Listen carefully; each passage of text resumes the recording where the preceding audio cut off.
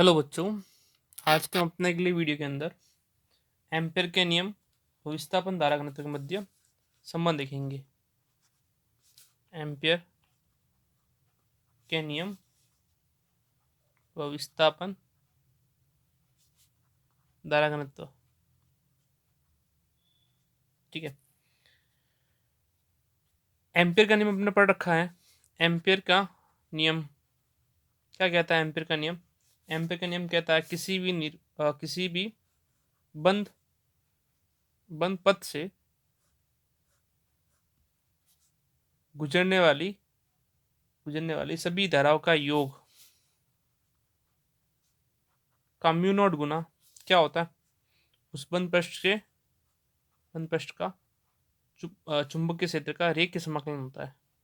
ठीक है, तो अपन को एम्पीयर के नियम से ये बात पता चलती है कि किसी बंद रेखीय पृष्ठ के अंदर चुंबकीय क्षेत्र का रेखीय समाकलन उसमें गुजरने वाली विद्युत बल रेखाओं की संख्या, उसमें गुजरने वाली विद्युत धारा के योग का म्यू नॉट गुना होता है। ठीक है, नेक्स्ट अब अपन को पता है कि आई जो धारा है, ठीक है, उसका धारा घनत्व के साथ में क्या संबंध है? जे डॉट डी एस, जहाँ जे क्या धारा घनत्व है, जे धारा घनत्व एक तरह से सदिश होता है, धारा अदिश होती है। करंट डेंसिटी कहते हैं एकांक क्षेत्रफल से गुजरने वाली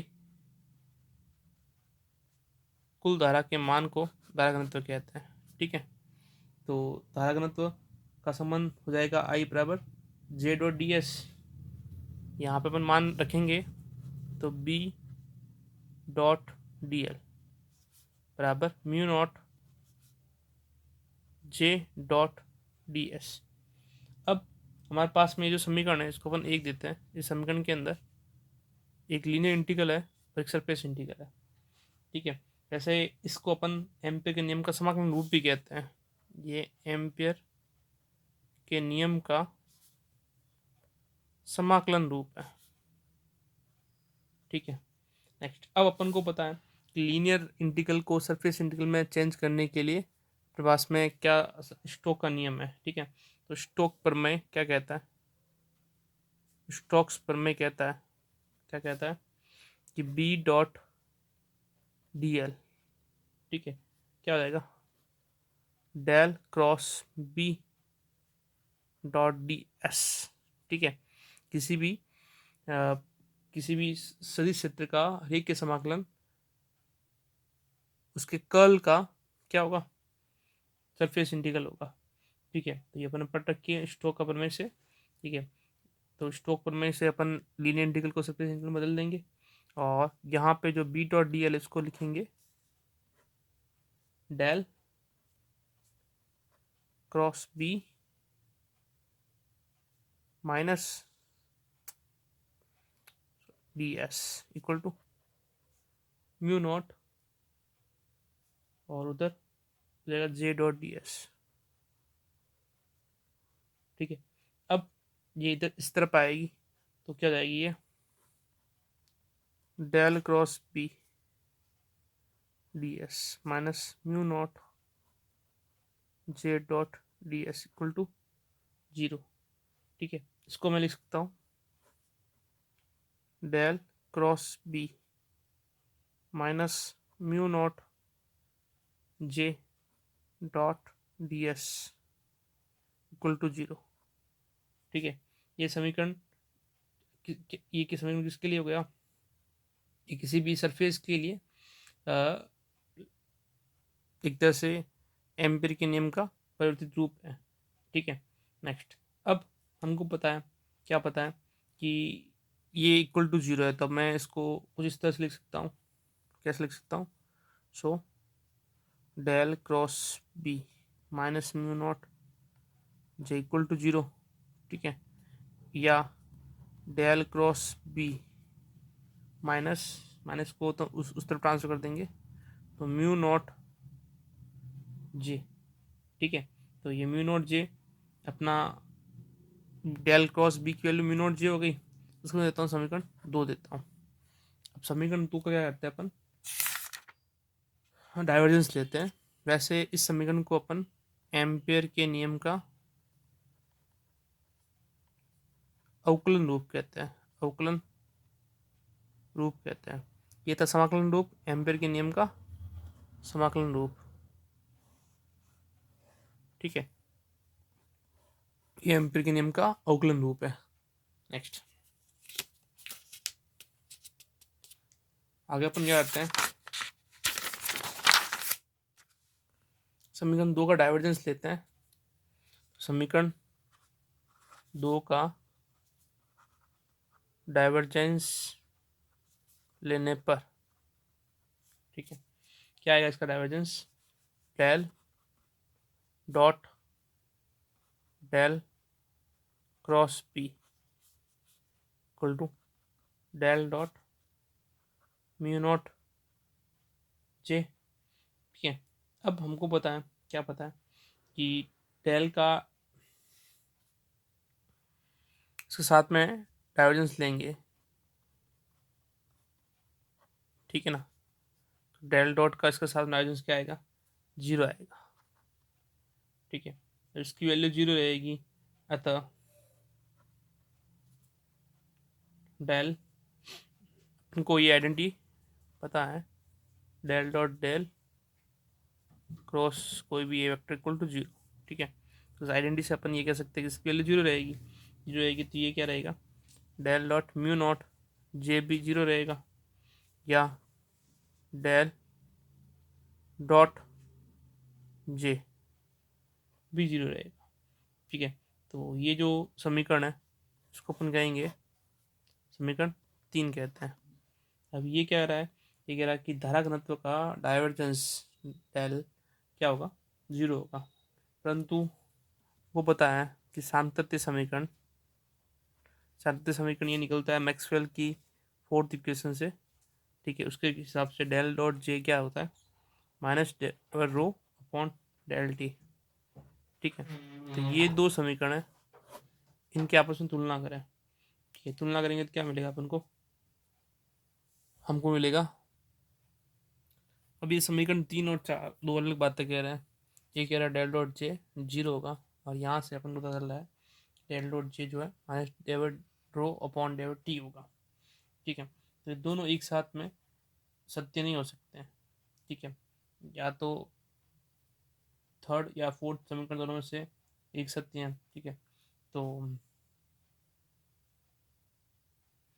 हम बात करेंगे कि एम्पेयर का जो नियम है वो उसमें परिवर्तन क्या हो सकता है, ठीक है। तो अपन यहाँ पे कहेंगे कि अतः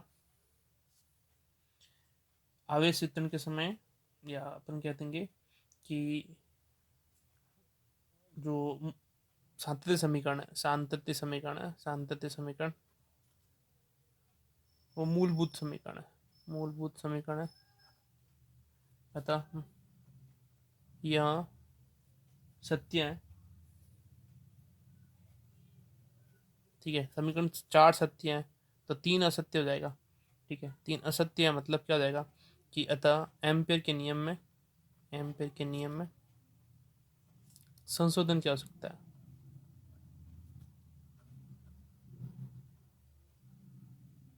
ठीक है।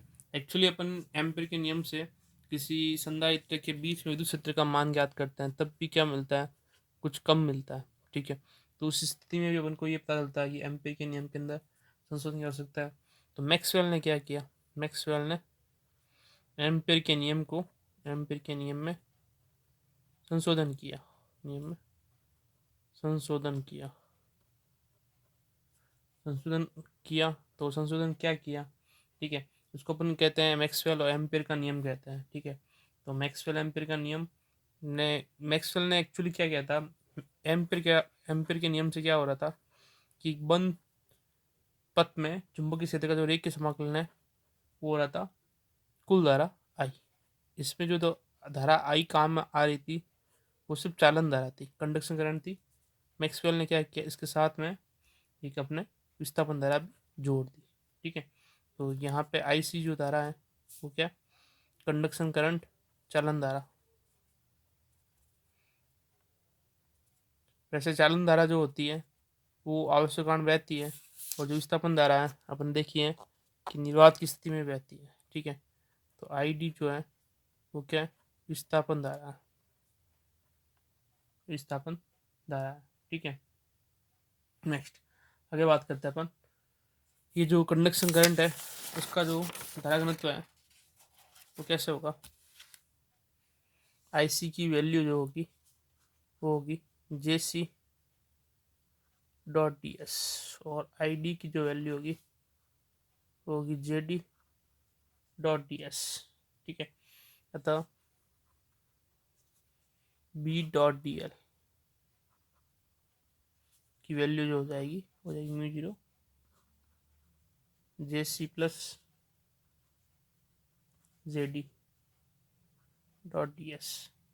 ठीक है, जहाँ पे ये JC और JD जो है वो क्या है, चालन धारा घनत्व, और JD जो है वो है विस्थापन धारा घनत्व, विस्थापन धारा घनत्व। ठीक है, नेक्स्ट ये समीकरण अपन 5 देते हैं इसको। अब समीकरण 5 का अवकलन करेंगे तो समीकरण 5 का इसको अवकलन नहीं, इसका अवकलन रूप लिखते हैं। ठीक है, समीकरण 5 का अवकलन रूप लिखते हैं। तो अवकलन रूप क्या रहेगा, डेल क्रॉस बी बराबर mu naught JC plus JD। ठीक है, ये अपना इसका अवकलन रूप एक तरह से।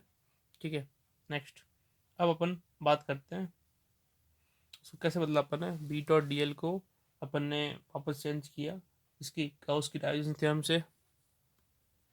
B डॉट DL जो है वो हो जाएगी स्टोक प्रमेय से, sorry, del cross B dot DS। ठीक है ना, वो इससे अपन कट कर लेंगे तो क्या हो जाएगा, डेल क्रॉस B इधर DS और इधर भी DS, तो डेल क्रॉस B की value mu naught JC plus JD लिख सकते हैं अपन।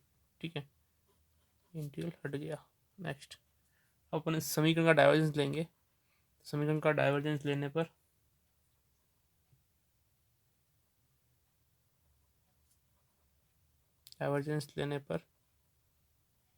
क्या मिलेगा अपन को, del dot del cross B equal to del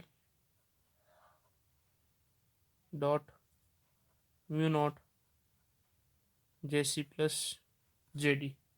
ठीक है, अब वापस सदिश का डाइवर्जेंस क्या होगा, 0 होगा। ठीक है, डेल डॉट डेल इसका कर्ल 0 होगा। ठीक है, 0 होगा, अतः del dot mu naught JC plus JD की वैल्यू भी क्या रहेगी, 0 रहेगी। ठीक है, नेक्स्ट अपन ये भी कह सकते हैं, म्यू नॉट को उधर ट्रांसफर करेंगे तो del dot JC plus JD की वैल्यू 0 रहेगी। ठीक है, या हम लिख सकते हैं, क्या लिख सकते हैं, डेल डॉट JC बराबर माइनस डेल डॉट JD। ठीक है, तो इस स्थिति के अंदर अपना जो धारा घनत्व का मान है वो क्या आएगा, डेल डॉट JD के बराबर आएगा। इसको अपन समीकरण 6 दें।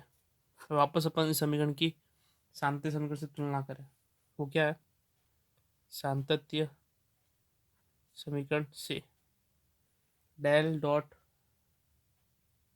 JC जो है वो minus rho upon del T है। समीकरण 6 और 7 का कंपेयर करेंगे वो क्या मिलेगा, कि डेल डॉट JD का मान ही क्या है, del rho upon del T है। अपन कह सकते हैं, क्या कह सकते हैं, समीकरण 6 और 7 की तुलना करने से, समीकरण 6 व 7 की तुलना करने पर क्या कहेगा ये अपन को, डेल डॉट JD बराबर rho upon del T, minus minus दोनों से कट हो जाएगा। ये अपना हो गया समीकरण 8। ठीक है, अब अपन को वापस गाउस लॉ से डेल डॉट E क्या होता है, रो अपॉन एप्सिलॉन नॉट होता है। ठीक है, और इसको बोल सकते हैं डेल डॉट एप्सिलॉन नॉट ई बराबर रो। ठीक है, एप्सिलॉन नॉट ई क्या है? विस्थापन सदिश, डिस्प्लेसमेंट वेक्टर। इस स्थिति में डेल डॉट डी क्या रहेगा? रो रहेगा। ठीक है, अब अपन रो की जगह ये वैल्यू पुट करेंगे समीकरण 8 से। समीकरण 8 से क्या हो जाएगा? डेल डॉट जे डी, और रो की जगह वैल्यू पुट करेंगे तो del upon del T, del dot D. ठीक है, तो डेल डॉट जे डी बराबर डेल, यहाँ पे अपन डी डाइवर्जेंस ले लेंगे बाहर अवकलन से, डेल डी। ठीक है, और ये हो गया समीकरण 9। और हम ये भी कह सकते हैं, ठीक है ना, इसको दो ही में समीकरण आप यह लिख सकते हो, जे डी जो है वो डेवर डी अपॉन डेवर टी है। डिस्प्लेसमेंट वेक्टर का डिफरेंशियल जो है धारा घनत्व हो जाएगा। ठीक है, और जो है डी की वैल्यू, वो डी की वैल्यू क्या है? एप्सिलॉन नॉट ई। तो मैं वापस यहाँ लिख दूंगा एप्सिलॉन नॉट ई। ठीक है, नेक्स्ट इसी के अंदर हम अपन आगे लिख सकते हैं, क्या लिख सकते हैं? जे डी का एप्सिलॉन नॉट ई को अपन समीकरण 6 के अंदर अपन देखा, क्या देखा? डेल डॉट जे सी की वैल्यू जो थी वो थी minus del dot J D के इक्वल थी। ठीक है, तो जे डी की जगह मैं पुट करूँगा क्या? चलो अपन दोनों का एक बार डाइवर्जेंस ले लेते हैं। ठीक है, तो अपना वैल्यू हो जाएगी। ठीक है, तो इसका समीकरण, इस जे डी का डाइवर्जेंस लेते दोनों तरफ। ठीक है, डेल डॉट जे डी इधर भी क्या जाएगा? डेल, ये था ही था पहले, अपने इसको रिमूव किया था अपन ने, वापस लगा लेते हैं इस बार एप्सिलॉन नॉट ई। ठीक है, अब समीकरण 6 से, समीकरण 6 कहता है, क्या कहता है कि डेल डॉट जे डी के किसके बराबर है? Minus del dot J D जो है minus del dot J C के तुल्य। ठीक है, तो मैं यहाँ पे पुट कर दूंगा माइनस डेल डॉट जे सी। ठीक है, या डेल अपॉन ये हो जाएगा वापस एप्सिलॉन नॉट ई लिखो। ठीक है, एप्सिलॉन नॉट ई लिखो या डी लिखो, बात एक ही है।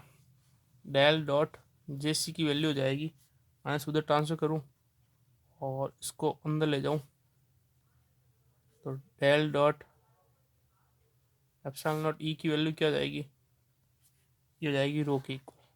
ठीक है, तो रो के इक्वल डेल डॉट डी, रो ये दोनों एक ही है, इसको डेल डॉट डी लिखो और इसको रो लिख दो। ठीक है, ओके, तो ये डेल डॉट डी रो की इक्वल हो गई, तो डेल जे सी की वैल्यू क्या हो जाएगी? Minus rho del rho upon del T. ठीक है, ये क्या है? कंडक्शन करंट का धारा घनत्व है। ठीक है, इसको भी अपन कहेंगे सांतत्य समीकरण, सांतत्य समीकरण। ठीक है, और एम्पियर के नियम का, एम्पियर के नियम का सही समीकरण क्या जाएगा? यहाँ पर कह देंगे परिवर्तित रूप क्या जाएगा?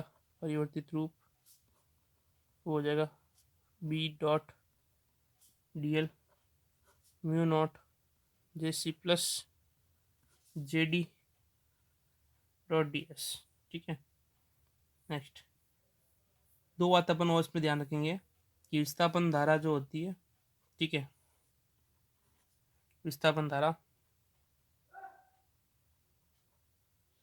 ये चालक धारा की तुलना में मतलब नगण्य होती है, या अपन कह देंगे चालक तार में नगण्य होती है, निर्वात में होती है सिर्फ। ठीक है, नगण्य होती है। दूसरी बात अपन कहेंगे कि यह आवेश वाहक की गति कारण नहीं होती है, आवेश वाहक की गति कारण नहीं होती है।